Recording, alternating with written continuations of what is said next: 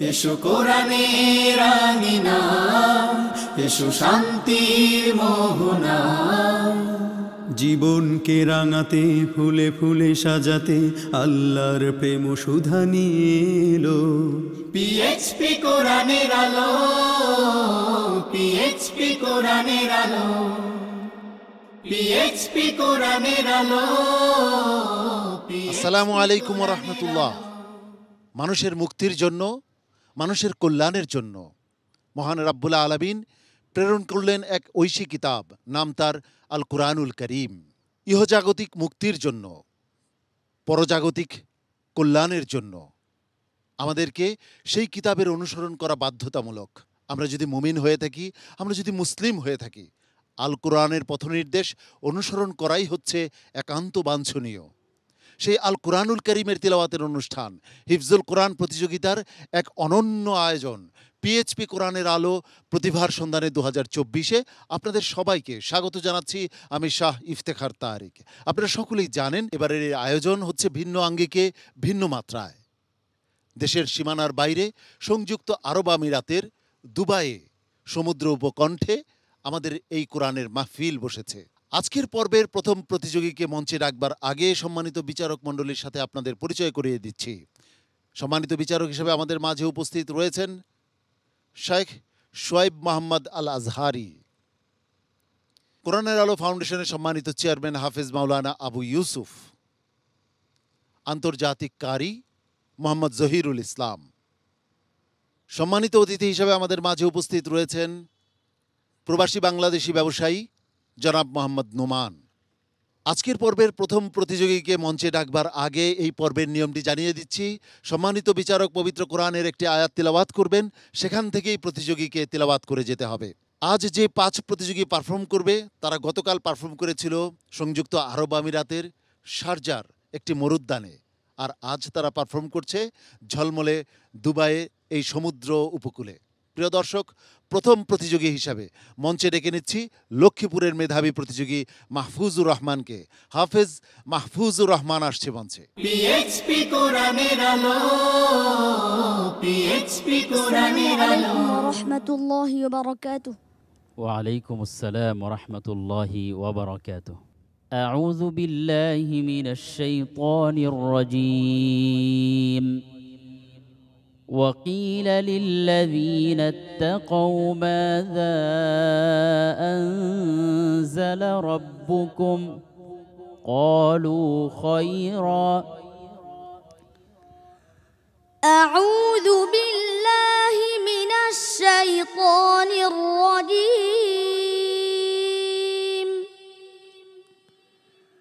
بسم الله الرحمن الرحيم. وقيل للذين اتقوا ماذا أنزل ربكم قالوا خيرا. للذين أحسنوا في هذه الدنيا حسنة ولدار الآخرة خير ولنعم دار المتقين. جنات عدن يدخلونها تجري من تحتها الأنهار، تجري من تحتها الأنهار لهم فيها ما يشاءون كذلك يجزي الله المتقين. الذين تتوفاهم الملائكة طيبين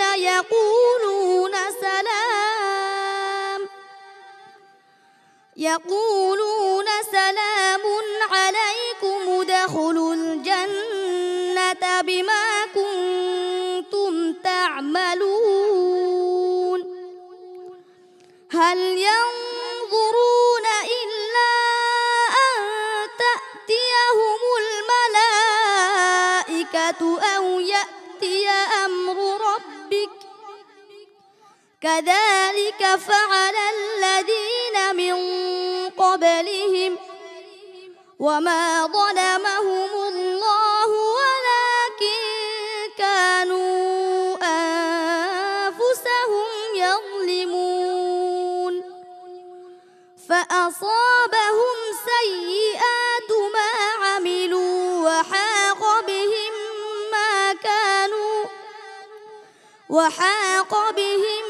ما كانوا به يستهزئون وقال الذين أشركوا لو شاء الله ما عبدنا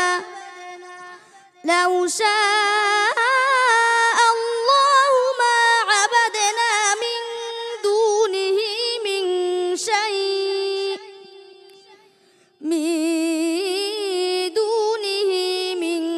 شيء نحن ولا آباؤنا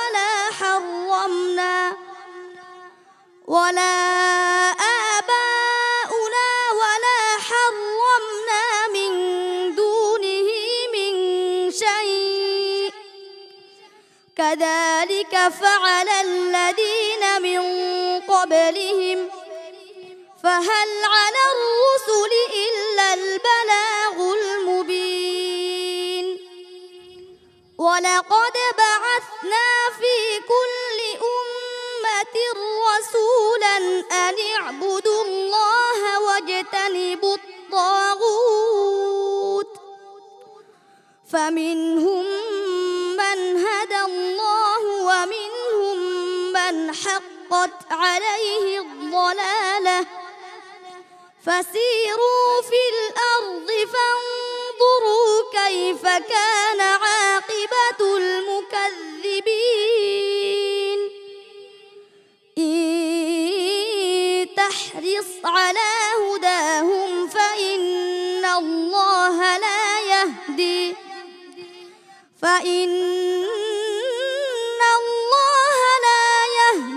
من يضل وما لهم من ناصرين حسبك صدق الله العظيم PHP কোরআনের আলো মাশাআল্লাহ মাশাআল্লাহ। মাহফুজুর রহমান, তোমার আজকের পারফরমেন্স কেমন হয়েছে জেনে আসি বিচারকদের কাছ থেকে। মাহফুজুর রহমান কেমন করলো? মাশাআল্লাহ তাবারাকাল্লাহ, মনটি প্রাণটি জুড়িয়ে গেল তোমার তেলাওয়াত শুনে। তুমি অনুকরণে পড়েছো আমাদের সকলের পরিচিত শায়েখ মোহাম্মদ আইয়ুব রাহিমাহুল্লাহ তাআলা। চমৎকার পড়েছো তুমি ছোট্ট বন্ধু। গুন্ডার দিকে খেয়াল রাখবে, এটি তেমন কোনো মেজর কোনো ভুল নয়। সহিভাবে পড়তে গেলে এগুলো খেয়াল রাখতে হয় যে ইকফার পরে, ইকফার নুন সাকিন এবং তানউইনের পরে কোন হরফটি এসেছে সেই অনুযায়ী গুন্ডাটি করতে হয়। বুঝতে পেরেছো? মি দুনিহি হবে না, মিন দুনিহি এভাবে। বারাকাল্লাহু ফিক। হাফেজ মাওলানা আবু ইউসুফ, আপনার কাছে কেমন লেগেছে মাহফুজুর রহমানের আজকের পারফরমেন্স? মাশাআল্লাহ মাশাআল্লাহ, চমৎকার। মাহফুজুর রহমান এই বয়সে যে আয়ত্ত করেছে কোরআনুল কারীম, এটি তো অনেক প্রশংসার দাবিদার। আর এইভাবেই তো লোকেরা তোমাদের প্রশংসা করে। তুমি অনেক ভালো করতে পারবে, এগিয়ে যাও। মাহফুজুর রহমান, তোমার জন্য দোয়া এবং ভালোবাসা আমার পক্ষ থেকে। আসসালামু আলাইকুম ওয়া রাহমাতুল্লাহি ওয়া বারাকাতুহু। PHP কোরআনের আলো PHP কোরআনের আলো। প্রতিভার লড়াই জমে উঠেছে। বিরতির আগে আমরা মাহফুজুর রহমানের তিলাওয়াত উপভোগ করেছি। এবারে মঞ্চে ডেকে নিচ্ছি ব্রাহ্মণবাড়িয়ার একজন মেধাবী প্রতিযোগী তৌফিক আহমদকে। হাফেজ তৌফিক আহমদ এবারে মঞ্চে আসছে। PHP কোরআনের আলো PHP কোরআনের আসসালামু আলাইকুম ওয়া রাহমাতুল্লাহি ওয়া বারাকাতুহু। ওয়ালাইকুম আসসালাম ওয়া রাহমাতুল্লাহি ওয়া বারাকাতুহু। أعوذ بالله من الشيطان الرجيم. بسم الله الرحمن الرحيم. خلق الإنسان من عجل. أعوذ بالله من الشيطان الرجيم. بسم الله الرحمن الرحيم. خلق الإنسان من عجل سأريكم آياتي فلا تستعجلون ويقولون متى هذا الوعد إن كنتم صادقين لو يعلم الذين كفروا حين لا يكفون عن وجوههم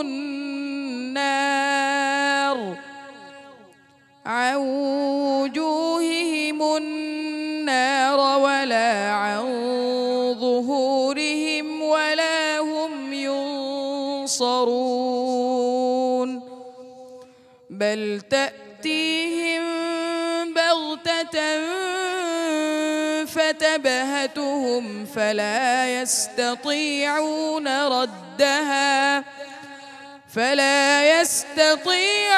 ردها ولا هم ينظرون ولقد استهزئ برسل من قبلك فحاق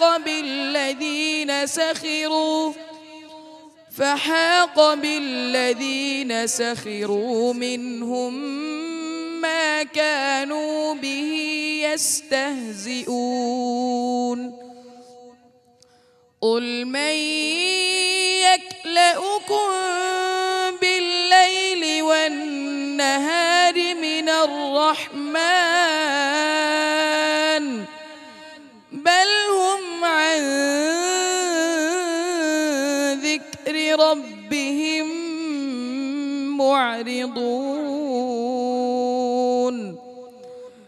أم لهم آلهة تمنعهم من دوننا لا يستطيعون نصر أنفسهم ولا هم منا يصحبون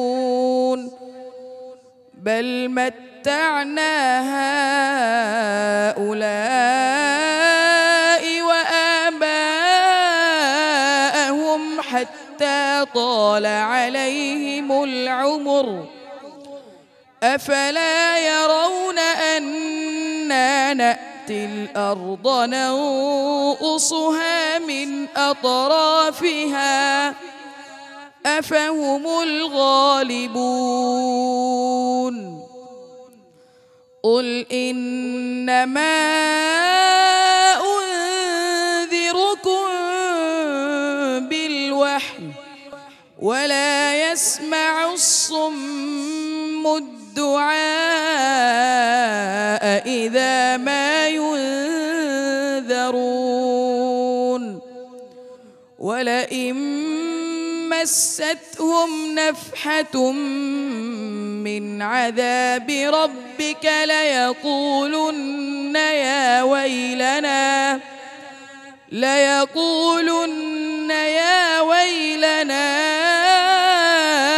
إنا كنا ظالمين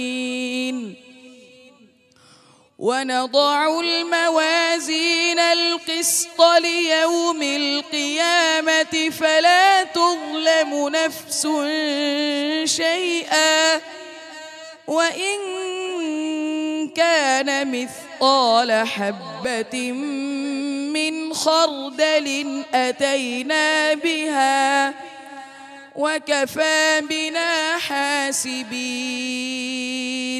حسبك صدق الله العظيم PHP কোরআনের আলো PHP মাশাআল্লাহ। তৌফিক আহমদের তিলাওয়াত শুনছিলাম। তৌফিক আহমদের আজকের পারফরমেন্স কেমন হলো জেনে আসি সম্মানিত বিচারকের কাছ থেকে। মাশাআল্লাহ, হায়াকাল্লাহ, বারাকাল্লাহ ফিক।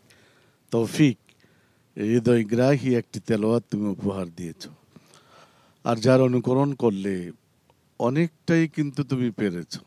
আর একটু চেষ্টা করলে, আর একটু সাধনা করলে নিশ্চয়ই পৃথিবীর অনেকেই কিন্তু তোমার অনুকরণ করে তেলাওয়াত শিখবে এবং করবে। তুমি বাংলাদেশের গৌরব নয়, গোটা পৃথিবীর মানুষের অহংকার। কোরআনের তারকা তোমরা। গলার প্রতি খুব যত্ন নিবে, কোরআনটা একেবারেই ইজি করে উপস্থাপন করবে।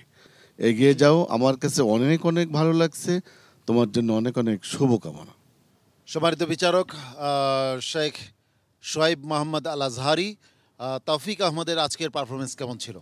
বিসমিল্লাহি মাশাআল্লাহ তাবারাকাল্লাহ, তিলাওয়া রাইআ ওয়া মুআসসারা আইদান, মাশাআল্লাহ। চমৎকার হৃদয়গ্রাহী তেলাওয়াত। আসলে তেলাওয়াত আমরা শুনছিলাম আর বলছিলাম অন্তরটা ভরে যাচ্ছে। আল্লাহু আকবার। আল্লাহ তাআলা তোমার কামিয়াবি দান করেন। সম্মানিত অতিথি হিসেবে আমাদের মাঝে উপস্থিত রয়েছেন প্রবাসী বাংলাদেশি ব্যবসায়ী জনাব মোহাম্মদ নোমান। আপনার কাছে কেমন লাগছে এই আয়োজন? এতদিন তো টেলিভিশনের সেটে আপনারা দেখেছেন অথবা কম্পিউটার স্ক্রিনে দেখেছেন, আজকে সরাসরি এই অনুষ্ঠান দেখছেন, আপনার মতামত শুনতে চাচ্ছি।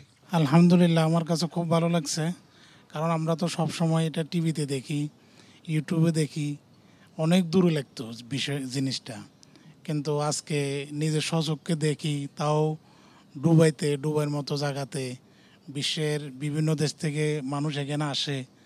এই জায়গাতে অনুষ্ঠানটা দেখে আমার কাছে খুব ভালো লাগছে। যারা আয়োজন করছে সবাইকে ধন্যবাদ। তৌফিক আহমদ, তোমার জন্য অনেক অনেক দোয়া এবং ভালোবাসা আমার পক্ষ থেকে। সেই সঙ্গে আমি দোয়া করছি তোমার বাবার জন্য, যিনি স্বপ্ন দেখেছিলেন তোমাকে হাফেজে কোরআন বানাবেন, তাই না? জি। তিনি আজ দুনিয়া থেকে চলে গেছেন, তার জন্য প্রাণ খুলে দোয়া করছি। আল্লাহ রাব্বুল আলামিন তোমাকে সামনে অনেক বড় সাফল্য দান করুন। সবার কাছে দোয়া চাই।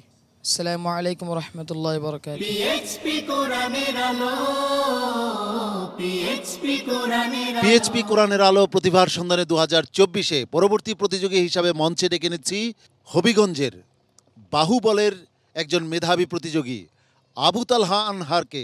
হাফেজ আবু তালহা আনহার এবারে মঞ্চে আসছে। পিএইচপি কোরআনের আলো, পিএইচপি। আসসালামু আলাইকুম ওয়া রাহমাতুল্লাহি ওয়া বারাকাতুহু। وعليكم السلام ورحمة الله وبركاته. أعوذ بالله من الشيطان الرجيم. بسم الله الرحمن الرحيم. واستغفر الله. প্রথমটা বলো। أعوذ بالله من الشيطان الرجيم.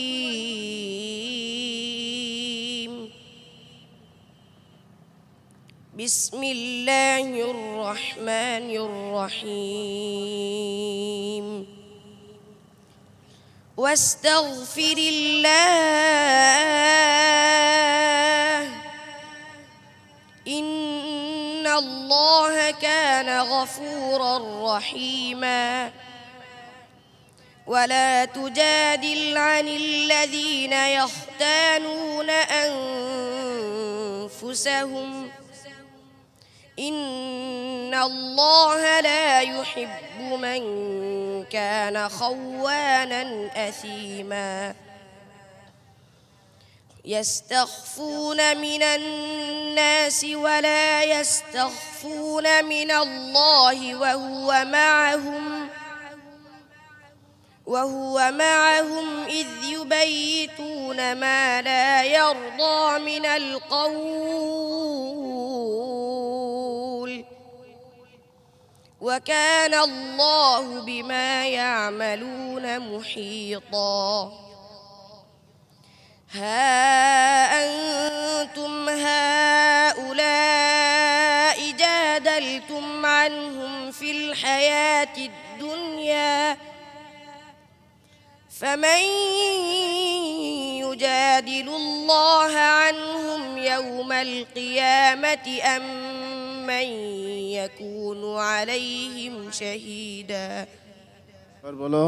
فمن يجادل الله عنهم يوم القيامة أم من يكون عليهم وكيلا.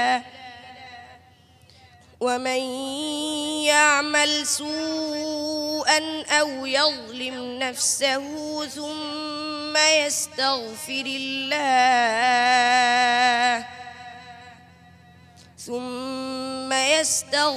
الله يجد الله كان غفورا رحيما এই আয়াতটি আবার বলো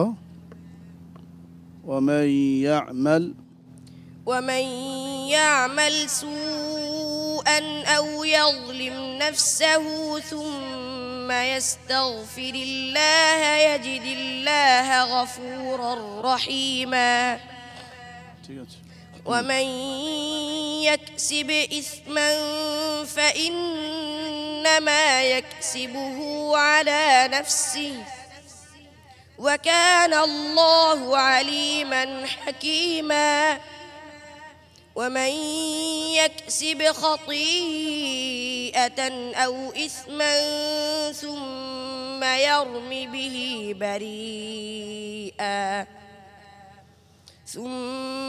يرم به بريئا فقد احتمل بهتانا وإثما مبينا ولولا فضل الله عليك ورحمته لهمت طائفة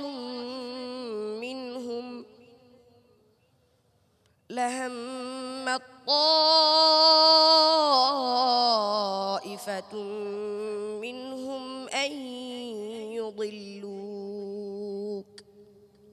وما يضلون أنفسهم وما يضرون আবার চেষ্টা করো প্রথম থেকে ওয়ালাউলা ফাদলুল্লাহি ولولا فضل الله عليك ورحمته لهمت طائفة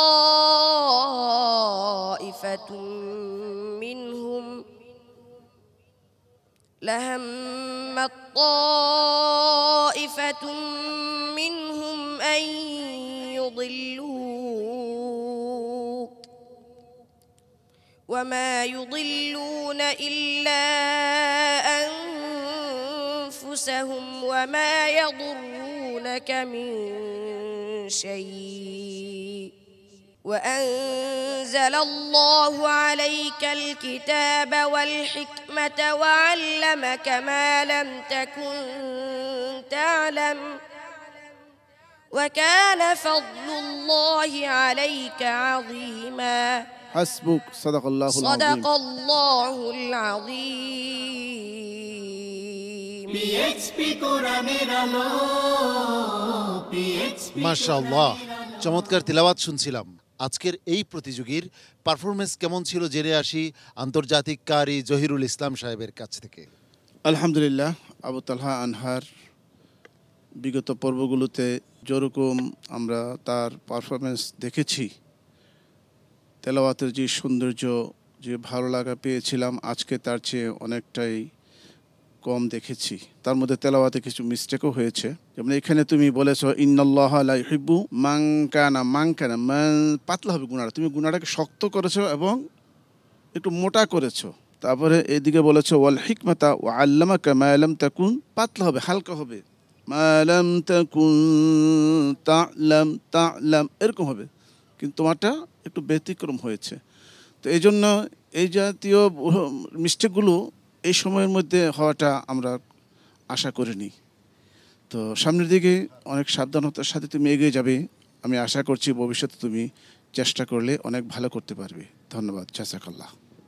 হাফেজ মাওলানা আবু ইউসুফ, তুমি এত সুন্দর তেলাওয়াত করো, এত চমৎকার তেলাওয়াত করো, হ্যাঁ, ভিন্ন একটি সুরে কিন্তু তুমি তেলাওয়াত করো।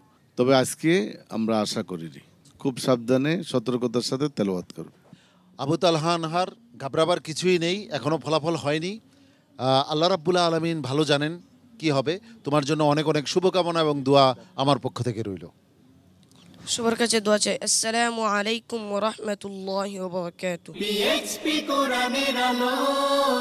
প্রিয় দর্শক, আমরা খুঁজছি 2024-এর সেরা প্রতিযোগীকে, যার জন্য রয়েছে 4 লক্ষ টাকা পুরস্কার। দ্বিতীয়, তৃতীয়, চতুর্থ স্থান অধিকারীর জন্য রয়েছে যথাক্রমে 3 লক্ষ, 2 লক্ষ, 1 লক্ষ টাকা পুরস্কার। এছাড়াও আরও অনেক পুরস্কার রয়েছে পুরো প্রতিযোগিতা জুড়ে। প্রতিযোগীদের উস্তাদদের জন্য রয়েছে পবিত্র উমরার ব্যবস্থা এবং সেই সঙ্গে PHP অটোমোবাইলসের পক্ষ থেকে PHP মোটরসাইকেল। আজকের পর্বে এই পর্যায়ে মঞ্চে ডেকে নিচ্ছি তামিম আদনানকে।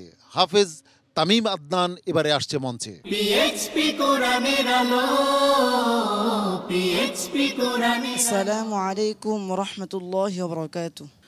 وعليكم السلام ورحمة الله وبركاته.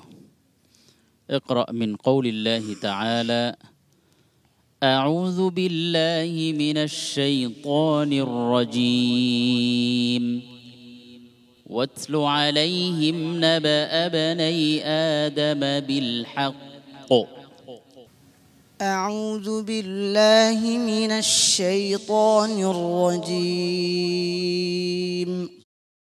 بسم الله الرحمن الرحيم. واتل عليهم نبأ بني آدم بالحق إذ قربا قربانا فتقبل من أحدهما ولم يتقبل من الآخر قال إنما قال لأقتلنك قال لأقتلنك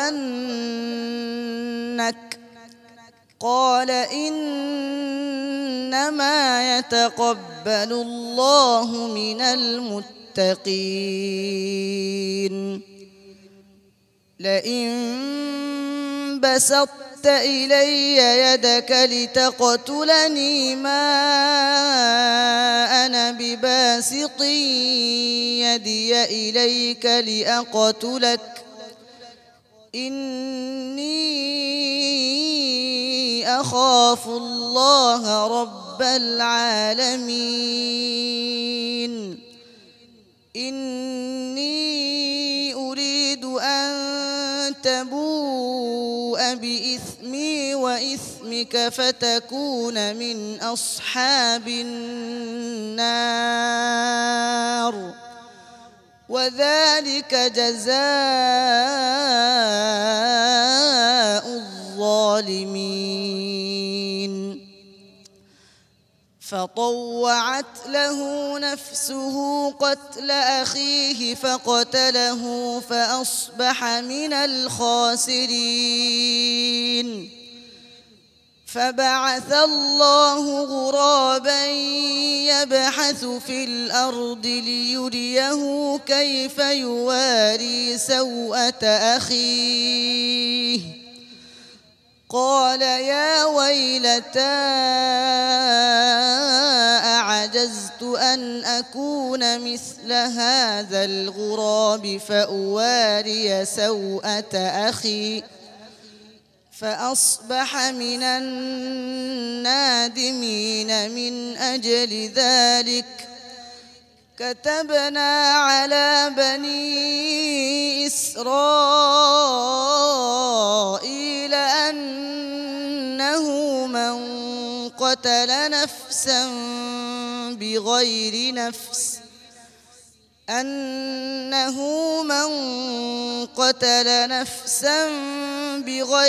نفس أو فساد في الأرض فكأنما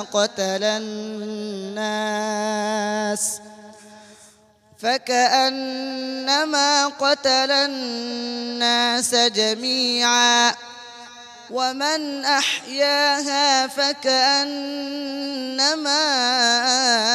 أحيا الناس جميعا ولقد جاءتهم رسلنا بالبينات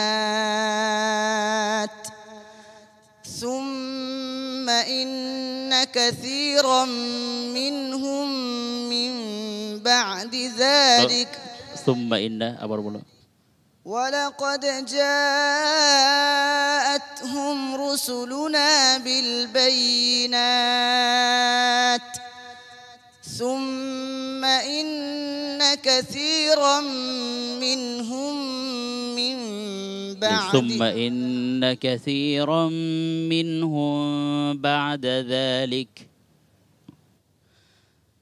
ثم إن كثيرا منهم بعد ذلك في الأرض لمسرفون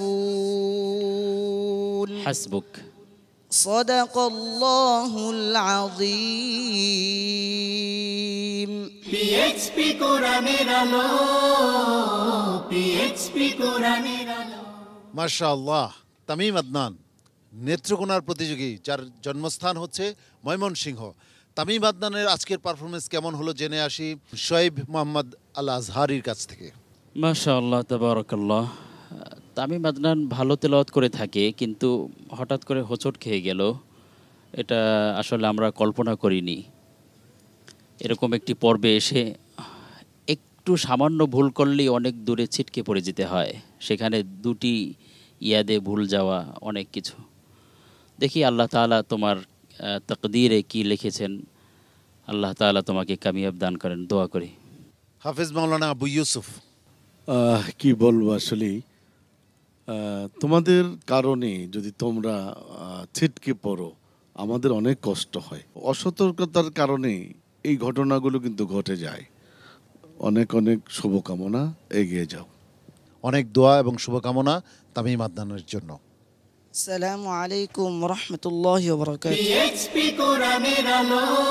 আজকের পর্বের সর্বশেষ প্রতিযোগী হিসাবে মঞ্চে ডেকে নিচ্ছি কুমিল্লার প্রতিযোগী রাফসান মাহমুদ জিসানকে। হাফেজ রাফসান মাহমুদ জিসান আসছে বাংলাদেশের কুমিল্লা থেকে। পিএইচপি কোরআনের আলো, পিএইচপি কোরআনের আলো। আসসালামু আলাইকুম ওয়া রাহমাতুল্লাহি ওয়া বারাকাতুহু। وعليكم السلام ورحمة الله وبركاته. أعوذ بالله من الشيطان الرجيم. وما لنا ألا نتوكل على الله وقد هدانا سبلنا. أعوذ بالله من الشيطان الرجيم.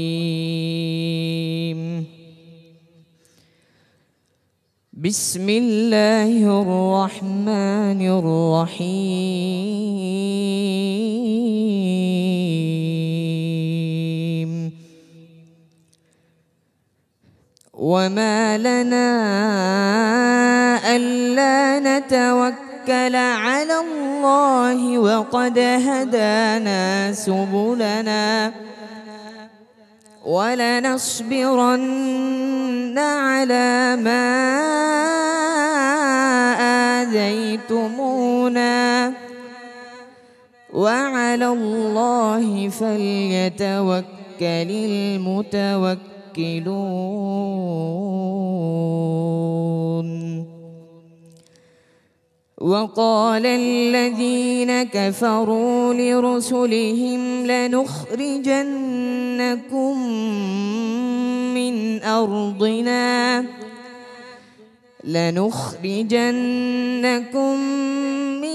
أرضنا أو لتعودن في ملتنا فأوحى إليهم ربهم لنهلكن الظالمين ولنسكننكم الأرض من بعدهم ذلك لمن خاف مقامي وخاف وعيد.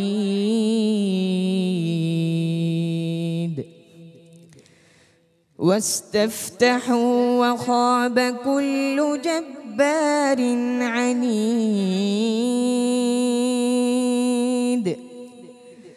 من ورائه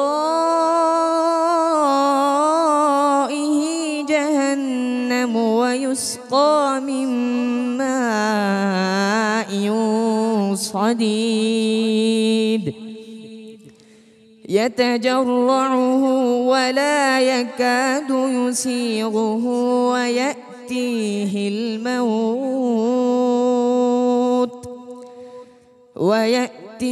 الموت من كل مكان وما هو بميت ومن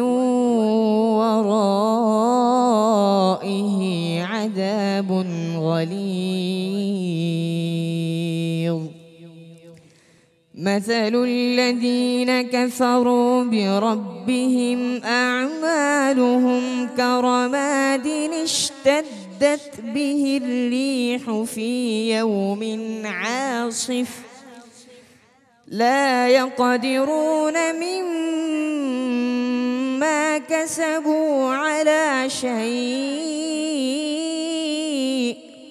ذلك هو الضلال البعيد ألم تر أن الله خلق السماوات والأرض بالحق إن يشأ يذهبكم ويأتي بخلق جديد وما ذلك على الله بعزيز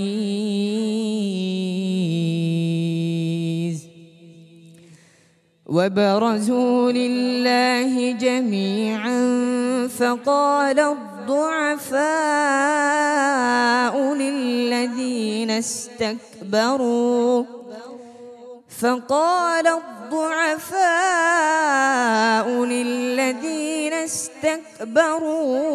إنا كنا لكم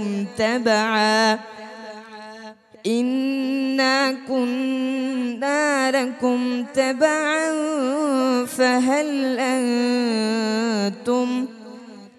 فهل أنتم مغنون عنا من عذاب الله من شيء قالوا لو هدانا الله لهديناكم سواء علينا أجزعنا أم صبرنا ما لنا من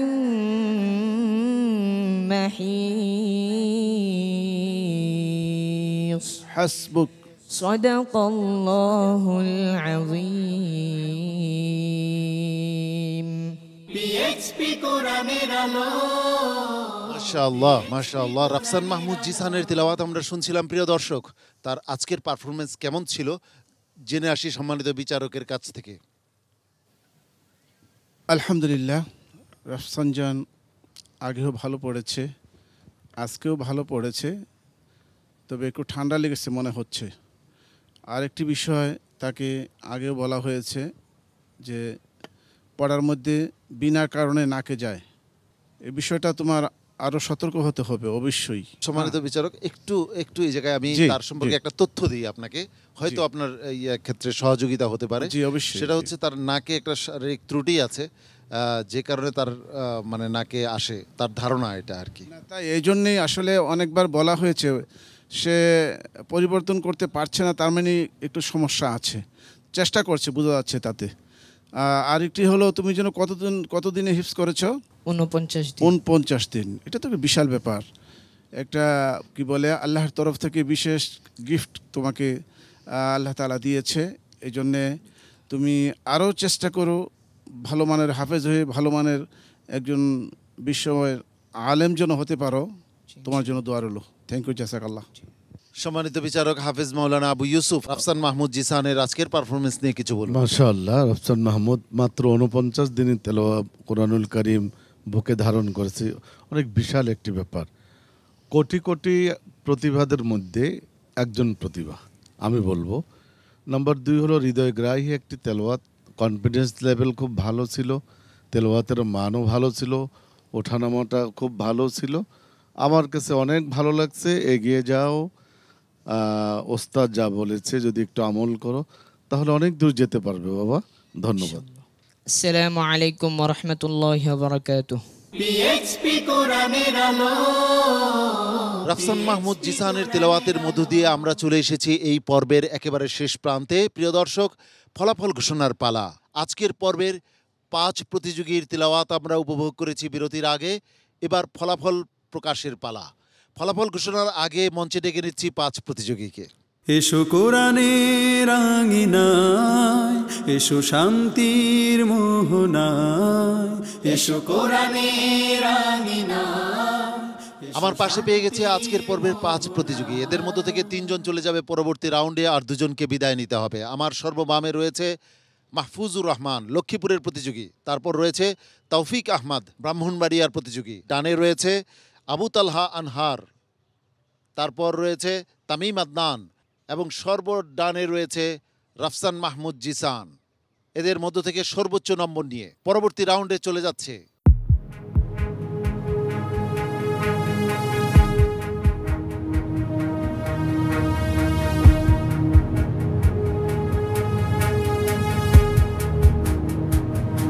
কুমিল্লার প্রতিযোগী রাফসান মাহমুদ জিসান।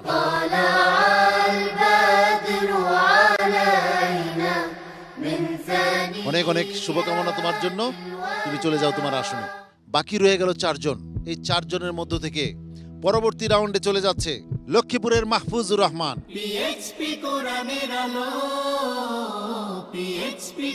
যাও, তুমি তোমার আসন গ্রহণ করো।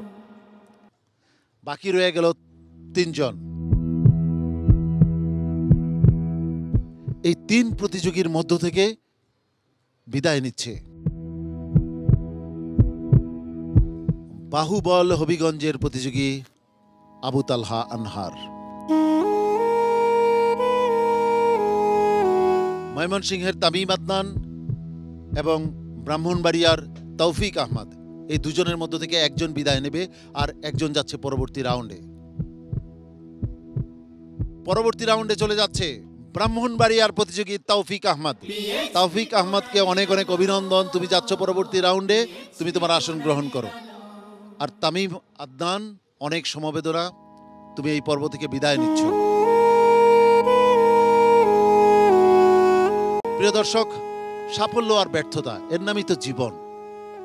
কখনো সফল হই, কখনো বা ব্যর্থ হই। সম্মানিত বিচারক মণ্ডলীকে ধন্যবাদ জানাচ্ছি। আমাদের মাঝে যে সম্মানিত অতিথি উপস্থিত রয়েছেন জনাব মোহাম্মদ নোমান, তার কাছে আমি জানতে চাই এই সামগ্রিক এই অনুষ্ঠানটি আপনি দেখলেন একেবারে বিচারকদের পাশে বসে, আপনার কাছে কেমন লেগেছে?